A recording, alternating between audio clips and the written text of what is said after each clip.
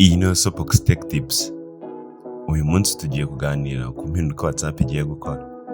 Ushobora kuba umaze iminsi ubona inkuru za hato na hato zivuga ku mavugurura yakozwe kuri porogaramu ya mudasobwa ya WhatsApp atarigeze yishimirwa na gato n'abayikoresha batandukanye ku isi mu buryo bumwe cyangwa ubundi.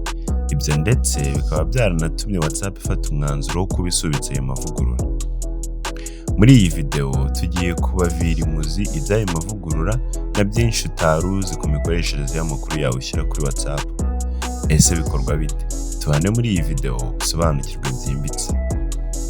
Ubusanzwe WhatsApp ni porogaramu ijya muri telefone zigezweho, izi zizwi nka smartphone, ikaba ikoreshwa n'abantu basaga miliyari 2 ku isi hose uretse mu gihugu cy'Ubushinwa. Ibyo bikaba byaratewe n'uko leta y'Ubushinwa yasanze WhatsApp ifite uburyo irindamo amakuru buri ku rwego rwo hejuru mu kurinda amabanga y'abayikoreshwa bizwi nka encryption mu ndimi z'amahanga. Rero kubera ko leta itabashaga kuyigenzura bihagije, yahisemo kuyibuza kuhakorera mu buryo bweruye, keretse abakoresha ubundi buryo harimo nk'ubwitwa VPN bwo kuvangavanga amakuru ugahisha aho uherereye, bityo porogaramu ntimenye niba uri mu Bushinwa cyangwa ahandi ku isi. Bikaba byagufasha kugera ku makuru ubuzwa kugeraho bitewe n'aho uherereye. Ariko siyo mpamvu gusa WhatsApp yabujijwe gukorera mu Bushinwa. Ubaye ushaka ko nazabivugaho birambuye wanyandikira muri comment. Katwikomereza. WhatsApp yari isanzwe ibika amakuru yawe yerekeranye na konti yawe, ariyo nimero ya telefone, izina washyize kuri konti yawe, ifoto ufite ikuranga, ubwoko bwa telefone cyangwa ikindi gikoresho cy'ikoranabuhanga ukoresha, igihe uherukira kuyikoresha, nimero zawe zose, amatsinda ubarizwamo yose, umubare ndanga w'igikoresho cyawe cyangwa ubwoko bwa porogaramu iri muri telefone yawe cyangwa mudasobwa ukoresha, sitati yawe. Si ibyo gusa, irenzeho ikanabika amakuru ajyanye n'igihe waziye n'igihe waviriye kuri WhatsApp, ikagera n'aho ibika amakuru mato utatekereza ko yakwitaho, arimo n'uburyo ukoresha telefone yawe mu gihe uri kuri WhatsApp. Muri make, ibika ibintu byose byerekeranye na konti yawe uretse ubutumwa n'abantu mwandikirana n'ibyo muba muvuga cyangwa mwohererezanya. Kubera ko WhatsApp ikoresha icyitwa end-to-end encryption, bisobanuye ko ubutumwa bwawe n'amafoto cyangwa amashusho mwohererezanya biguma muri telefone yawe gusa, ntabwo WhatsApp ibibika. Iyi akaba ari nayo mpamvu abantu benshi bakundaga WhatsApp, kubera ko yitaga cyane ku mabanga y'abayikoresha. Ibyo byari uko WhatsApp yari isanzwe ikoresha ibintu byose uyishyiraho, none ubu uko bigiye kuzajya bikoreshwa guhera mu kwezi kwa kabiri k'uyu mwaka wa 2021 nubwo babisubitse. Akaba ari nayo mpamvu abantu benshi bashaka kuyivaho.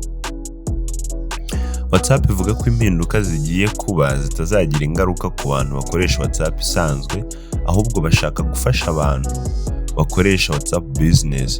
Ni ubwoko bwa WhatsApp bwifashishwa cyane n'abashaka gukorera ubucuruzi kuri yo, bikaba byabafasha gutanga serivisi nziza.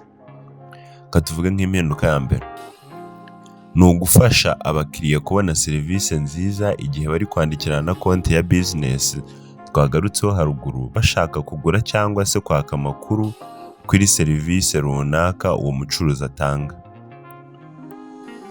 Bashaka koroshya uburyo umuntu azajya avugana n'umucuruzi ukoresha uburyo bwa Facebook Business Product nabwo bwo gucuruza. Tubibutsa ko Facebook ari uyo mubyeyi wa WhatsApp. Birumvikana rero ko guhuza ibikorwa bya Facebook na WhatsApp nta gitangaza cyaba kibirimo. Gutanga serivisi nziza ku bakiriya bazo. Ariko WhatsApp ntiguhatiriza gukoresha ubu buryo, ni wowe ubwawe ubyihitiramo. Impinduka ya kabiri, gushakisha business cyangwa umucuruzi runaka. Abantu benshi babona business account binyuze kuri Facebook, Instagram mu kwamamaza, aho bakwereka aho wakanda bigatuma watangira kwandikirana n'iyo business, ariko ni wowe byose ubyihitiramo. Rero iyo uhisemo gukanda aho weretswe, bifasha ubwo buryo bw'iyamamaza gicuruzwa bumenya ubwoko bw'ibicuruzwa buzajya bukwereka bushingiye ku byo ukunda kureba. Urugero, Niba ukunda gukanda ku bicuruzwa by'ikoranabuhanga, uzajya usanga akenshi ibicuruzwa by'ikoranabuhanga ari byo bakwereka ndetse n'ibifitanye isano nabyo gutyo. Ariko nubwo WhatsApp ishaka koroshya uburyo ubona konti ya business zerekeranye n'ibyo ukunda kureba, ntabwo izigera ibona ubutumwa mwandikirana kubera ko buguma muri telefone yawe n'iy'uwo mwandikirana. Impinduka ya gatatu: uburyo bwo kugura no kugurishwa ibicuruzwa hakoreshejwe WhatsApp. Abantu benshi bagurira ibintu kuri murandasi. Rero ubucuruzi bufite amaduka kuri Instagram cyangwa Facebook buzoroherezwa guhuza ayo maduka na konti yawe y'ubucuruzi kuri WhatsApp mu buryo bwo gutanga serivisi inoze ku bakiriya bazo. Nuramuka uhisemo kuvugana n'iduka kuri WhatsApp izajya ituma ubona uko amakuru yawe ari gukoreshwa na Facebook.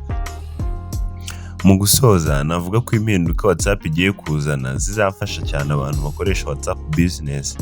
Ariko ku muntu usanzwe ukoresha WhatsApp mu kuganira bisanzwe, navuga ko ntacyo akwiriye kwibazaho cyane, kubera ko WhatsApp izashyiraho uburyo bwo gufunga kohereza amakuru y'ibintu ukunda kuri Facebook. Rero uramutse udashaka gukoresha ubwo buryo ushobora kubifunga. Naho ku bantu bafite amaduka kuri Facebook na Instagram bashyizwe igorora. Niba wakunze iyi video wayoherereza na bagenzi bawe, kandi wibuke gukora subscribe kugira ngo n'izindi video dukora hano zizajye zigucika. Uramutse ufite igitekerezo cy'ibyo ushaka ko nazavugaho ubutaha, wanyandikira muri comment. Iyi yari Sopox Tech Tips, mugire umunsi mwiza. Naho ubutaha mu yindi video.